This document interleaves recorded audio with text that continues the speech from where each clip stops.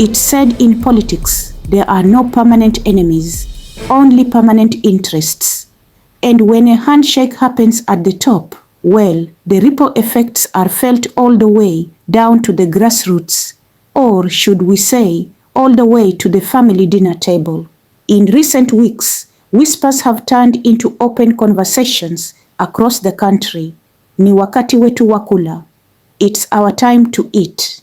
That's the talk after a surprise political handshake between Raila Odinga and President William Ruto. Now, this wasn't your ordinary photo op handshake. This was a quiet but powerful pact. One that seems to have quickly shifted fortunes, especially for those close to the opposition chief. Sources now link members of Raila Odinga's family to a massive 120 billion Kenyan shillings project. Yes, 120 billion shillings. The kind of money that turns heads, builds empires, and stirs political storms. It's unclear what exactly the deal covers, but it has certainly raised eyebrows from Kenyans watching from the sidelines. This isn't the first time the Odinga family has reaped rewards after a political realignment. Let's rewind the tape a bit. Back in 1997, Raila made peace with then-President Daniel Arap Moi. Not long after, boom, he was appointed Minister of Energy. Fast forward to 2007, after a violent election period, another handshake brought Raila into government as Prime Minister. And in 2018, the famous handshake with Uhuru Kenyatta, government jobs, projects, and influence followed. So, is this just another page from the same playbook? Kenyans haven't kept quiet.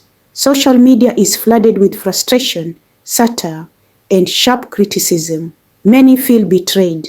Some say this kind of politics silences opposition voices, leaving citizens without true watchdogs to hold government accountable. Critics argue, how can one push for change while enjoying the spoils of power at the same time?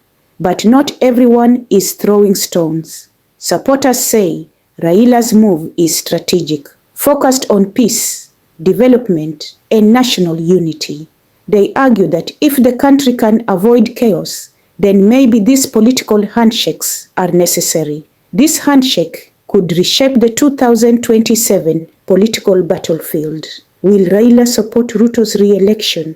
Will Azimio fade into silence? And more importantly, will the interests of common citizens ever come first? Because if all this is just about eating at the high table, what happens to the majority watching from behind the glass?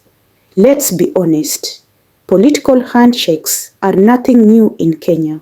They've brought calm. They've also brought deals. But as leaders lock hands, ordinary Kenyans must lock eyes with the truth. Are we building bridges or just building bank accounts? Here at Sauti Mzalendo, we ask the questions that matter. Because Kenya deserves politics with purpose, not just profit. And that's your story. Stay alert, stay informed, and as always,